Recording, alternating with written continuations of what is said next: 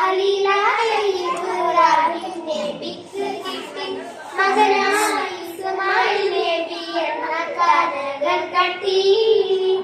കലത്തിലായ പുരനോട് ഇരവും പകലും തേടി ഹലീലായ ഇബ്രാഹിം നബിക്ക് കിട്ടി മകനായി ഇസ്മായിൽ നബി എന്ന കനകൾ കട്ടി.